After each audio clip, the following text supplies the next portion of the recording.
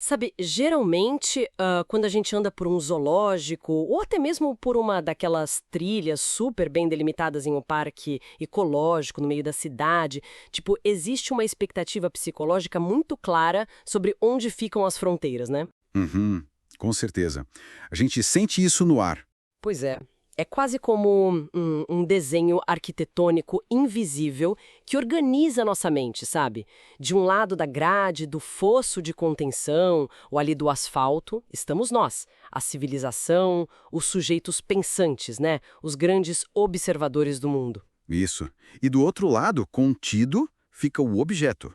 Exatamente. Do outro lado daquela barreira está a natureza, digamos assim. O ambiente selvagem, a flora e a fauna, que estão ali basicamente para serem catalogadas, fotografadas e admiradas por nós.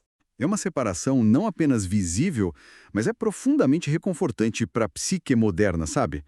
Nós, nas sociedades industrializadas, a gente adora categorizar. Nossa, e como. Sim, e manter um controle super estrito sobre quem detém o privilégio de observar e quem é o objeto passivo que está sendo observado.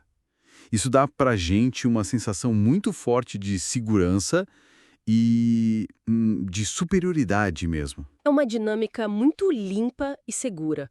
Nós somos os protagonistas absolutos e tudo que está do outro lado da cerca é só o cenário da nossa peça teatral. Uhum. Mas, e se de repente, de uma hora para outra, essa grade de separação psicológica simplesmente desaparecesse? Aí a coisa muda de figura. Totalmente. E se a gente descobrisse que aquele animal do outro lado do vidro está, na verdade, nos olhando de volta e pensando de forma totalmente consciente: nossa, como esses humanos são esquisitos e vulneráveis com essas roupas estranhas. É uma quebra de paradigma gigantesca. É de explodir a cabeça. A nossa investigação de hoje vai pegar essa noção ocidental de fronteira e virar de cabeça para baixo. Exato. Para isso, a gente reuniu uma pilha bem densa de fontes. Temos artigos de antropologia contemporânea, análises filosóficas e, como fio condutor central desse nosso mergulho, um texto que me deixou absolutamente fascinada. É da pesquisadora Ana Paula Rodrigues Monteiro, intitulado Cosmologia Ameríndia, uma crítica ao antropocentrismo. E é importante avisar quem nos ouve agora que este conjunto de textos exige uma mudança radical de postura intelectual. Tem que vir de mente aberta, não é? Com certeza.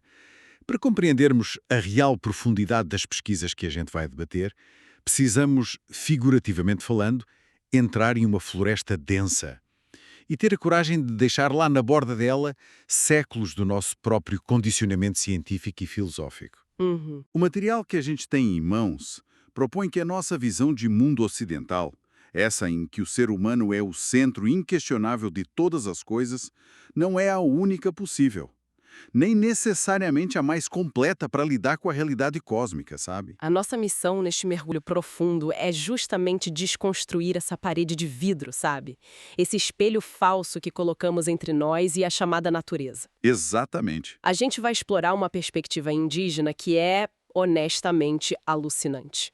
Estamos falando de uma estrutura de pensamento onde os animais não pertencem a uma categoria inferior de seres irracionais. Longe disso. Pois é, eles são, acreditem se quiser, considerados ex-humanos. É uma virada de chave epistemológica total. É como descobrir que o mapa que usamos a vida inteira para navegar pelo mundo estava omitindo continentes inteiros. Sim, um ponto cego gigante. Exato. Mas, para conseguir entender como o pensamento ameríndio enxerga o mundo ao redor, o primeiro passo lógico é entender o nosso próprio porto cego, como você bem disse. Precisamos investigar a armadilha conceitual na qual a nossa própria ciência moderna, por mais avançada que seja, acabou nos aprisionando. Certo, vamos desempacotar isso. Qual é exatamente a mecânica dessa armadilha? De onde vem essa necessidade quase instintiva do pensamento ocidental de achar que a humanidade é a dona absoluta do pedaço? Bom, o artigo da Ana Paula Rodrigues Monteiro traça a origem estrutural dessa mentalidade, né? Ou pelo menos o seu ponto de cristalização mais crucial. E isso vai nos levar até o século XVII. Ah, imagino que na figura de algum filósofo clássico. Exatamente na figura do filósofo e matemático francês René Descartes, O famoso. o cartesiano. Ele olhou para a realidade e a dividiu de forma brutal e irrevogável em duas categorias completamente estanques. Quais seriam? De um lado, ele definiu a res cogitans, que é a substância pensante. Isso engloba o espírito, a razão, a mente consciente. Uhum. E do outro lado, ele colocou a res extensa, que é a matéria, a substância física que ocupa lugar no espaço, tipo o corpo tangível, a natureza lá fora. Ah, o famoso e tão repetido penso, logo existo. Precisamente. Foi uma sacada genial para a matemática e para a física mecânica da época, sabe? Porque permitiu quantificar o mundo de um jeito muito prático. Mas sempre tem um custo, né? Conhecimento, o pensamento europeu coroou o ser humano, e especificamente o humano racional, né? Coroou ele como o único verdadeiro sujeito do universo. E o resto? Todo o resto da existência sofreu um rebaixamento brutal. Nossos próprios corpos físicos, os animais, as plantas, as montanhas, a Terra inteira, tudo isso foi atirado na categoria de objeto.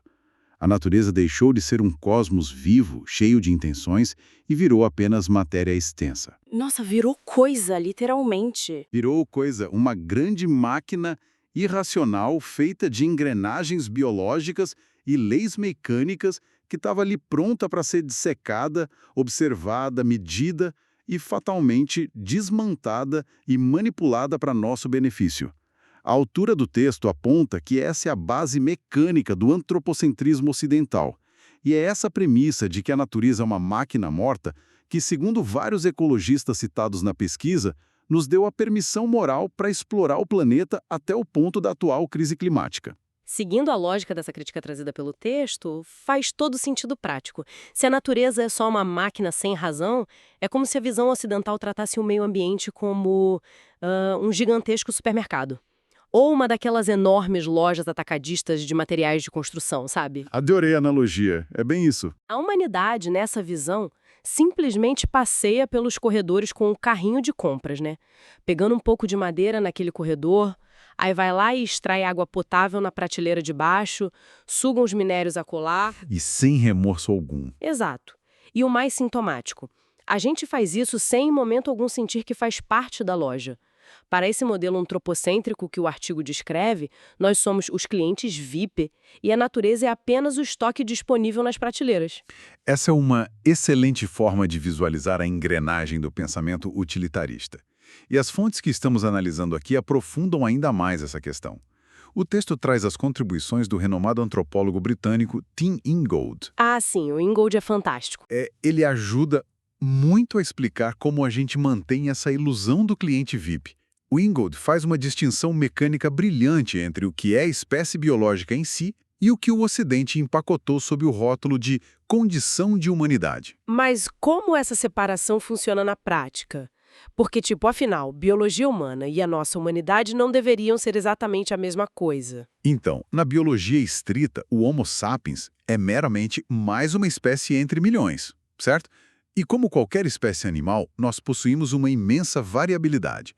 Não existe um tipo único de ser humano físico ou genético. Faz sentido. Mas o argumento do Ingold é que a noção de humanidade entendida como um conceito moral, filosófico, superior, foi uma categoria inventada pelo Ocidente, inventada especificamente para nos isolar e nos elevar acima de todo o resto. Um resto que passamos a chamar de animalidade. É um jogo de palavras que muda tudo. Muda tudo. A mecânica dessa invenção funciona homogeneizando todos os outros seres vivos num grande e indiferenciado saco chamado de natureza irracional.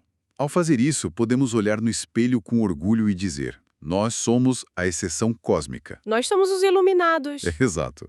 Nós temos cultura estruturada, história linear, domínio tecnológico. Enquanto eles, os animais, as plantas, têm apenas instintos de sobrevivência. Um muro de isolamento que nós mesmos construímos tijolo por tijolo para justificar psicologicamente a nossa posição na gerência desse supermercado global, né? Exatamente, psicologicamente e politicamente. O que acontece quando essa visão de mundo bate de frente com sociedades que nunca compraram essa ideia? Tem um relato incrível no nosso material, trazido pelo antropólogo Mauro Barbosa de Almeida, que exemplifica esse choque de trens epistemológicos de forma perfeita. Nossa, esse relato é fenomenal. Ele não apenas ilustra a diferença de pensamento, mas mostra o confronto acontecendo ali, no barro, sabe? Na realidade palpável. Imaginemos a cena, gente. Estamos no coração da floresta amazônica. De um lado da conversa temos um grupo de acadêmicos ilustres, formados sob o rigor das melhores universidades ocidentais. O pessoal da ciência dura. Isso, um antropólogo, um biólogo e um geólogo. E do outro lado, um grupo de seringueiros, homens que não leram Descartes na faculdade, mas que vivem, suam e respiram a teia complexa da floresta todos os dias. Uma vivência empírica pura. Sim, aí, em um dado momento da conversa, tentando estabelecer o conceito de vida com base na ciência ocidental tradicional, o biólogo do grupo afirma de forma categórica, tipo inquestionável, que uma pedra não tem vida. É o básico da biologia, né? Pra gente, sim, mas imediatamente, quebrando a autoridade acadêmica, um dos seringueiros levanta a mão e discorda totalmente. Ele diz com todas as letras: sim, a pedra tem vida. E é exatamente nesse milissegundo, nessa troca de frases rápida, que a barreira invisível entre as duas realidades fica escancarada. Sem dúvida, mas eu trago a dúvida que deve estar na cabeça de muita gente ouvindo a gente agora. Pera, o seringueiro tá falando de forma poética ou literal? Porque, tipo, mecanicamente falando, como uma pedra pode ter vida na mesma categoria que nós? O que é fascinante aqui é que, para o seringueiro, não há nenhuma metáfora poética, sabe? Nenhuma figura de linguagem bonita. É uma constatação literal, rigorosa e empírica, baseada em uma percepção de mundo que a antropologia chama de relacional. Relacional. Isso. O texto e as notas do Almeida explicam que, na compreensão do seringueiro, a pedra não é um objeto físico inerte e isolado no espaço, como postularia a res extensa, lá do Descartes. A pedra é percebida como um órgão ativo de um corpo infinitamente maior que a própria Terra. Entendi. Funciona como se a pedra fosse, sei lá, um rim ou um fígado operando dentro da gente. É a analogia perfeita. A mecânica desse pensamento dita que, da mesma forma que o sangue brota, circula e nutre os tecidos dentro do corpo humano para manter todo o sistema operando, a água mina. Ela circula e brota de dentro das pedras, nas entranhas da floresta. Uau! A pedra executa um processo fisiológico em escala macro, sabe? Ela ejeta fluidos vitais. Portanto, ela está inserida e participativamente de um grande organismo vivo e pulsante. É uma visão belíssima. Muito.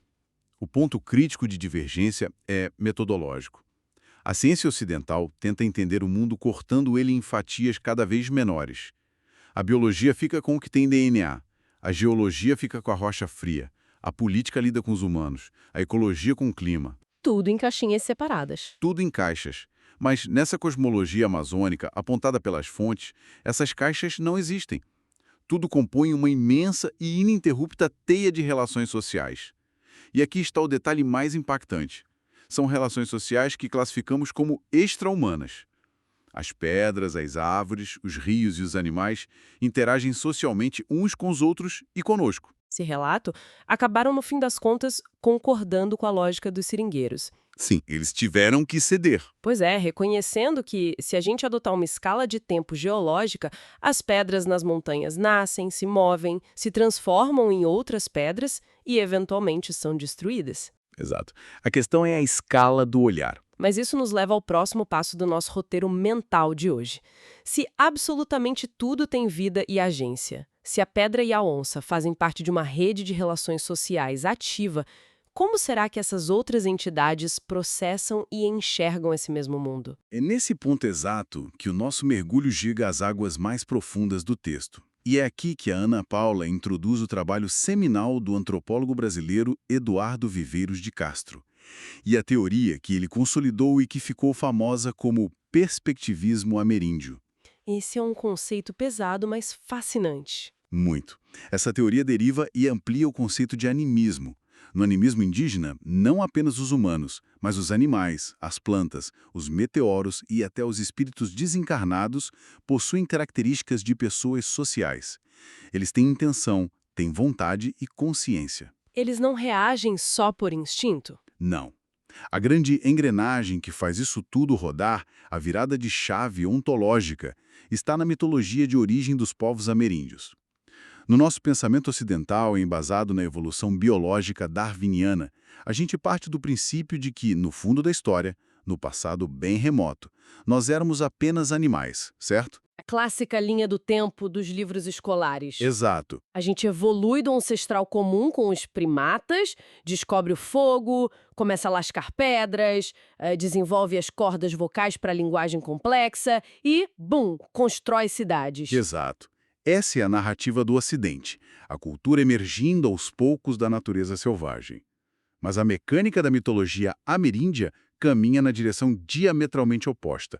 Para esses povos, a condição original de absolutamente todos os seres vivos do cosmos, lá nos primórdios dos tempos míticos, não era animalidade instintiva. Era o quê, então? Era a humanidade. No princípio de tudo, todas as coisas eram gente e falavam a mesma língua. Após grandes eventos de ruptura mítica que as histórias indígenas narram, ocorreram separações físicas, transformações corporais. O impacto dessa premissa é assombroso. Por quê? Significa que os animais e as plantas não são seres que falharam em evoluir para humanos. Eles são, na verdade, ex-humanos. Toda a criação compartilha a exata mesma essência original e contínua, a mesma alma plenamente consciente e cultural. Aí é que a coisa fica realmente interessante. Tentando decodificar como isso funciona na prática, pra gente, a melhor imagem que me vem à mente é a da tecnologia de realidade virtual, sabe? Realidade virtual. Como seria o Sabe seu aqueles exemplo? jogos online massivos? A alma, essa condição de humanidade universal que o texto descreve, é como se fosse um jogador real segurando o controle na sala de casa. Por dentro, todas as criaturas da floresta são o exato mesmo tipo de jogador consciente, com as mesmas capacidades intelectuais e desejos sociais. Perfeito. Antes de um gavião funciona exatamente como um óculos de VR, um óculos acoplado a um traje tecnológico que simula peso e impacto no jogo. Essa imagem é fantástica. E essa roupagem física dita completamente as regras do jogo. Ela muda a física de como esse ser se move no cenário, como ele caça e como ele enxerga os outros jogadores, né? Mas a consciência, sentada lá na cabine de comando, continua sendo perfeitamente humana. Essa analogia é fenomenal, porque traduz a essência mecânica do perspectivismo do Viveiros de Castro de forma irretocável. A grande lição aqui é que, para os ameríndios, o ponto de vista não reside no espírito. O espírito é igual. Mas o espírito é igual para todos. O ponto de vista, a forma de interpretar a realidade, está embutido no corpo. Ao vestir um corpo biológico diferente, um traje sensorial e motor distinto, a sua perspectiva material do mundo é alterada de forma radical. E, do ponto de vista da convivência na floresta, isso gera uma tensão, um perigo diplomático e vital constante. Especialmente no que diz respeito às engrenagens da predação. Mas, mecanicamente, como a predação funciona sob essa ótica? Digo, se a onça está lá, andando pela selva e se enxergando intimamente como um ser humano civilizado vestindo um traje de onça, o que ela acha que nós somos quando dá de cara com um caçador indígena? Essa é a armadilha letal do perspectivismo. Como a onça possui uma alma que se reconhece como humana, quando ela olha para os seus semelhantes, as outras onças, ela vê pessoas comuns vivendo em aldeias de onças. Nossa. Mas quando a onça olha para o ser humano biológico caminhando na mata, por conta do filtro corporal através do qual ela percebe o mundo, ela não enxerga outro humano. Ela enxerga uma presa selvagem. A onça vê o humano biológico como um bando de porcos do mato, os queixadas, rosnando e grunhindo. Que loucura. Sim. E da mesma forma, a caça que os indígenas buscam, como os próprios porcos do mato, se enxergam como humanos, mas veem os indígenas agachados com flechas como se fossem jaguares terríveis e sedentos de sangue. É uma confusão de avatares com consequências fatais. Todos são humanos por dentro, mas todos se veem vestidos com avatares de predadores, presas ou demônios. Precisamente. E é por reconhecer esse caos potencial que a figura do xamã, o pajé, é uma peça de engenharia social tão vital e indispensável nessas cosmologias. Faz sentido, alguém precisa organizar isso. Sim. Em um mundo onde relações sociais incluem predadores camuflados, rios que podem se ofender e roubar almas, e espíritos que se acham pessoas, as aldeias precisam desesperadamente de um intermediário. O xamã atua na prática como um diplomata cósmico de altíssimo nível. Um diplomata cósmico, adorei o termo. Ele é o indivíduo que passou por um treinamento extenuante que lhe confere a habilidade de transcender a sua roupagem biológica. Figurativamente, e muitas vezes através de rituais e substâncias, ele consegue vestir as roupas de outras espécies. Ele cruza as barreiras corporais para adotar intencionalmente a perspectiva do outro. Ele hackeia o sistema do jogo. Exatamente. O xamã precisa entrar na frequência visual da onça ou do espírito da chuva para poder negociar alianças, cobrar pactos de não agressão e garantir o bem-estar da saúde e da caça da sua própria aldeia. É literalmente uma diplomacia interespécies de altíssimo risco, tentando selar tratados de paz complexos entre matrizes de realidade virtual completamente distintas. Mas, mergulhando fundo nessa mecânica maravilhosa, surge uma dúvida que tem um peso filosófico imenso e que, tenho certeza, deve estar cutucando a mente de quem acompanha a nossa investigação agora. Qual seria? Se cada corpo, dependendo do seu hardware biológico, vê o mundo de um jeito totalmente diferente, no final das contas nós não estamos apenas dizendo que a natureza é uma espécie de tela de cinema em branco gigante e que cada espécie simplesmente projeta sua própria cultura nela? Interessante. Porque analisando friamente, o nome disso não é apenas relativismo cultural, afinal, nós aqui no Ocidente também passamos o tempo todo dizendo que americanos, japoneses ou brasileiros têm cada uma sua própria verdade cultural sobre como o mundo funciona. Isso levanta uma questão importante. E é exatamente nesse entroncamento que a teoria do Viveiros de Castro faz uma inversão de paradigma tão violenta que costuma dar curtos-circuitos nas mentes formadas na academia clássica. Eu mesma quase dei um curto-circuito. É super normal. O texto da Ana Paula faz questão de destrinchar e corrigir essa confusão de forma muito enfática. Esse cenário que você acabou de descrever, onde várias perspectivas projetam visões diferentes em uma tela neutra, é a base do que o nosso mundo moderno pratica e chama de multiculturalismo. Certo. O pacote básico que a gente aprende na escola. Uma única natureza concreta lá fora e várias culturas diferentes aqui dentro da cabeça. Exatamente. A mecânica do nosso pensamento ocidental, o multiculturalismo, assume como verdade absoluta que existe apenas uma natureza.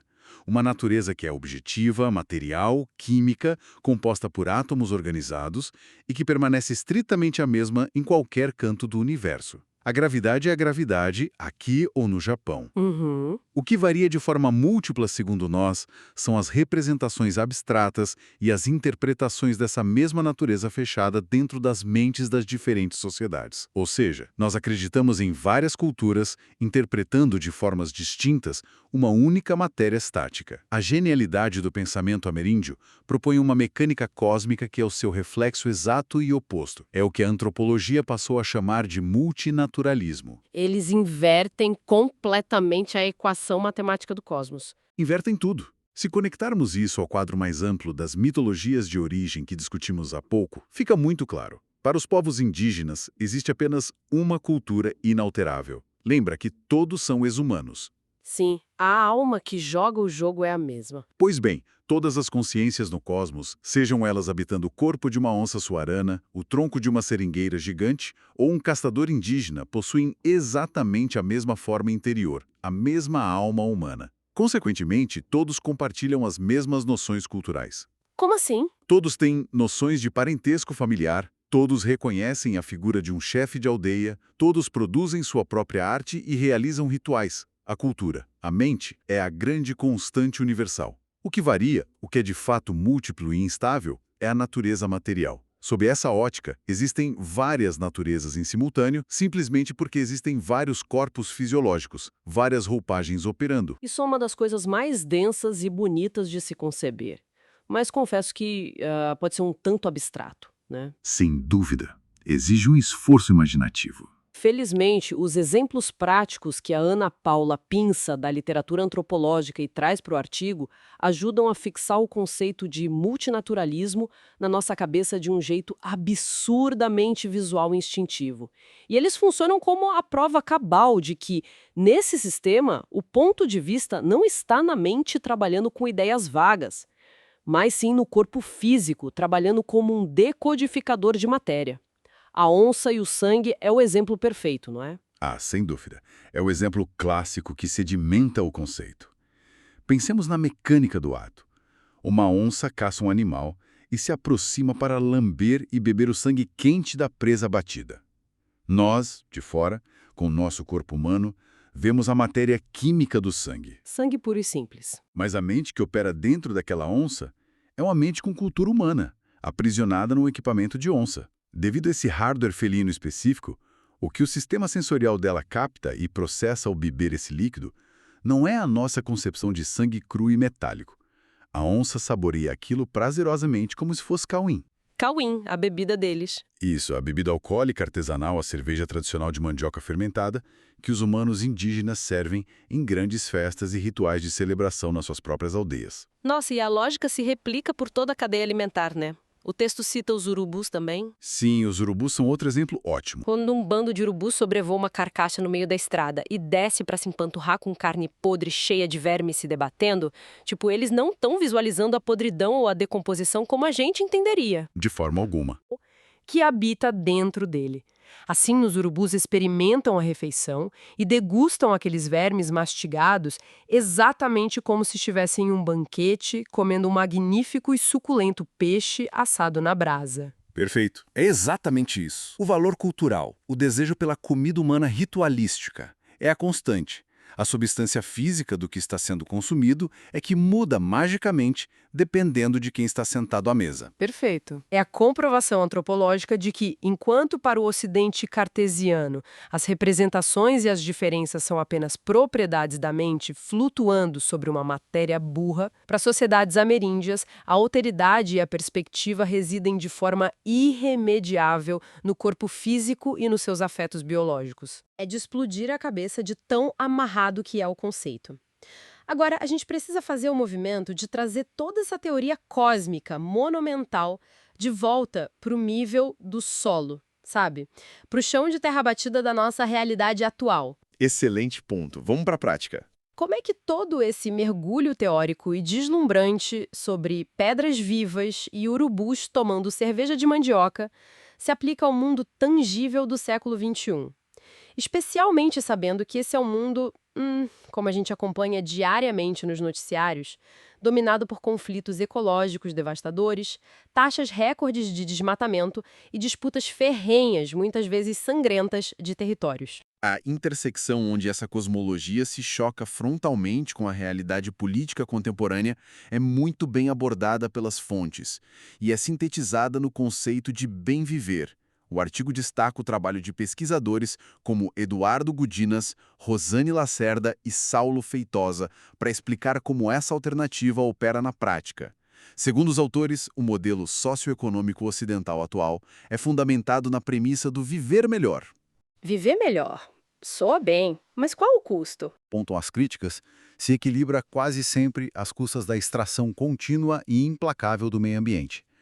O que, sejamos justos, faz todo o sentido na lógica daquele sistema cartesiano, já que a natureza foi rebaixada lá atrás por Descartes à condição de um mero objeto passivo, sem direitos, pronto para ser fatiado. É a volta à analogia do hipermercado. O viver melhor do nosso lado do muro seria tipo o equivalente a encher carrinhos e mais carrinhos até as prateleiras ficarem vazias. Exatamente. O conceito do bem viver, por outro lado, é apresentado pela autora do texto como uma alternativa política e comunitária genuína, ancorada numa visão não antropocêntrica e decolonial. E é vital entender como o bem viver opera mecanicamente no dia a dia dessas comunidades. Não se trata em absoluto de aplicar um selo de capitalismo verde ou de criar políticas compensatórias como simplesmente plantar algumas mudas após derrubar uma reserva florestal gigante. Ou só reciclar o lixo em casa. Isso. Ou incentivar a reciclagem de plásticos para continuar produzindo no mesmo ritmo frenético. O bem viver é a recusa taxativa de operar dentro da dualidade entre sociedade e natureza. A mecânica desse modo de vida é a do parentesco. Se a cosmologia dita que as árvores seculares, os rios e as rochas têm agência, se eles possuem espíritos que interagem conosco de igual para igual, Destruí-los para construir uma hidrelétrica ou expandir o agronegócio não é apenas um dano colateral ou um revés ambiental mensurável. É muito mais profundo. Na verdade, é o assassinato de entidades vizinhas. É promover o colapso irreversível de toda uma rede de vizinhança cósmica que sustenta a própria humanidade dos indígenas. E é nesse ponto crucial do texto que a voz de quem realmente vive essa teoria na pele, né, sangrando por ela ao longo das gerações, entra no artigo com uma força argumentativa gigantesca. O texto traz uma citação direta, uma frase de enorme poder do líder indígena brasileiro Kazé Gantuxo Curutupinambá, e ele consegue resumir todo o embate de séculos em poucas palavras. Ele diz claramente, eu cito, "Nós não somos donos da terra, nós somos a terra." Fortíssimo. Muito forte. E, em seguida, ele ainda solta uma alfinetada brilhante em toda essa nossa erudição do mundo acadêmico ao pontuar. Nós somos decoloniais em nossa forma de ser, muito antes dessas teorias existirem. E aqui, lembrando a nossa audiência, estamos reportando as ideias como trazidas pelos autores do texto para entender essa visão de mundo. Com certeza. E essa fala do Kazé Agunto não é força de expressão política. Ela ilustra de forma didática e dolorosa uma profunda fratura ontológica. E ontologia, só para lembrar quem nos ouve, é o ramo da filosofia que estuda a essência daquilo que de fato existe, a própria natureza da realidade. Eles habitam uma realidade fundamentalmente diferente da nossa. Então, o que tudo isso significa de verdade? Para quem está nos ouvindo agora, dirigindo no meio do trânsito caótico de uma capital ou lavando a louça em um apartamento no 10º andar de um prédio de cimento armado, como a gente traduz o impacto urgente desse pensamento na forma como consumimos as notícias no jornal de hoje? Significa entender, e essa talvez seja a maior lição de utilidade pública do artigo que a gente está dissecando, que os conflitos por terras indígenas e reservas ecológicas que assistimos repetidamente na televisão operam em duas frequências de realidade que simplesmente não se comunicam, relatando estritamente sobre a lente analítica dos autores citados no material. Para o Estado moderno, os legisladores, ou para os promotores do modelo de desenvolvimento econômico vigente, a terra e o solo são invariavelmente classificados como propriedades. Como títulos imobiliários? Um pedaço de papel. Sim, a mata é vista como um recurso logístico a ser mensurado, demarcado por cercas físicas, mapeado por satélites e, em última instância, explorado financeiramente. Mas, se mudarmos o ângulo e olharmos sob a perspectiva das cosmologias ameríndias, que o artigo expõe e defende bravamente, a luta diária e incessante pela manutenção da terra e da floresta em pé vai a anos-luz de distância da concepção de posse ou de mercado imobiliário. Não tem rigorosamente nada a ver com o preço do hectare ou especulação financeira. Longe disso. É a defesa intransigente de um direito natural, vital e profundamente sagrado. É isso que o texto acadêmico e os antropólogos classificam, em termos formais, como uma resistência ontológica. Quando uma comunidade originária se recusa a abandonar uma área prestes a ser desmatada, eles não estão apenas defendendo um pedaço de chão ancestral. O que os autores propõem é que eles estão lutando heroicamente pelo direito mínimo de existir de uma forma fundamentalmente diferente, dentro de um paradigma onde as pessoas são literais ramificações físicas e espirituais daquela terra. A terra é a extensão deles. E sua terra é percebida como uma extensão palpável dos seus próprios corpos. Se os tratores destroem aquele território, eles destroem as memórias, afugentam os avatares e assassinam os parentes não humanos com quem aquela comunidade tem alianças. A nossa investigação de hoje aponta dolorosamente que é quase impossível tentar resolver e apaziguar esses confrontos profundos usando apenas o martelo, os contratos e as cartilhas do direito ocidental clássico. Afinal, as premissas mais básicas sobre o que a Terra é de fato são completa e tragicamente incompatíveis. E assim, de forma incrivelmente contundente, nós completamos um ciclo impressionante na nossa jornada investigativa de hoje. Eu me sinto transformada, real. Nós abrimos as portas deste mergulho lá atrás, trancados na mente isolada, abstrata e excessivamente racional do dualismo imposto pelo mestre Descartes, né? Lá do lado de fora da cerca. Exato. Olhando para o vasto mundo apenas através de uma janela empoeirada, convencidos da ilusão de que não pertencíamos à engrenagem lá de fora. E, guiados pelo mapa da cosmologia ameríndia, trazido pela pesquisa, fomos conduzidos passo a passo para uma realidade cósmica muito mais ruidosa, viva, vasta e intimamente conectada. Muito mais pulsante. Um universo vibrante onde a cobiçada humanidade deixou de ser um troféu isolado, ou uma carteirinha VIP de acesso exclusivo aos membros do Clube Homo Sapiens. Ela foi revelada, na verdade, como a própria matéria-prima, o próprio fio invisível que costura e conecta absolutamente tudo que existe sobre o Sol, desde o pulsar silencioso e geológico das pedras molhadas até a tensão muscular no bote repentino da onça-pintada. É o equivalente intelectual e emocional a uma mudança radical na lei da gravidade, da nossa forma de pensar e conceber o mundo. E se me permite abusar um pouco do espaço antes de finalizarmos, eu gostaria muito de jogar na mesa um pensamento final. Quase um experimento mental mesmo. A mesa é absolutamente sua. A gente adora um bom experimento mental para fechar os trabalhos. É algo que brota diretamente das entrelinhas e da tensão de todo esse rico debate ontológico, mas que talvez sirva de combustível extra para quem nos ouve continuar remoendo e expandindo essas ideias por conta própria nos próximos dias. Pensemos o seguinte: se a premissa central e assustadora do perspectivismo ameríndio estiver de fato correta, como atestam essas visões de mundo milenares, se afinal de contas é o nosso corpo físico, essa roupagem perecível com a qual nos vestimos, que não apenas define como nós mesmos processamos e vivenciamos os sabores e as ameaças do mundo, mas, mais importante ainda, define como nós somos vistos e lidos por todos os outros bilhões de seres conscientes ao nosso redor. Pensemos então na figura do ser humano urbano moderno. Aonde você quer chegar? Se olharmos criticamente, nós, engolidos nas sociedades contemporâneas hiperdesenvolvidas, tomamos a decisão de nos cercar e nos encapsular diariamente em corpos e extensões cada vez mais densas e artificiais. Nós habitamos e dormimos em imensas caixas cinzentas de concreto armado. Passamos os nossos dias vivendo realidades e afetos que são filtrados quase exclusivamente através das superfícies frias das telas dos smartphones. Pois é, uma armadura digital. Sim, e agora? Como ápice tecnológico, estamos rapidamente terceirizando funções profundas de nossas próprias mentes e sentimentos para as complexas caixas pretas da inteligência artificial.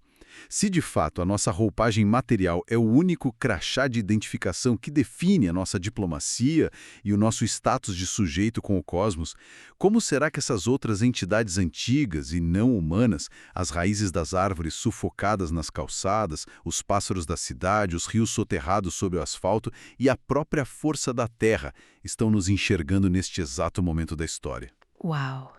Será possível que, enclausurados por dentro dessa nossa formidável, mas bizarra, nova armadura ultra-tecnológica feita de plástico, silício e cimento impenetrável, os outros seres da imensa malha do universo ainda consigam olhar para nós e reconhecer, lá no fundo do labirinto das nossas invenções mecânicas, o mínimo resquício da nossa antiga, original e partilhada humanidade? Uau!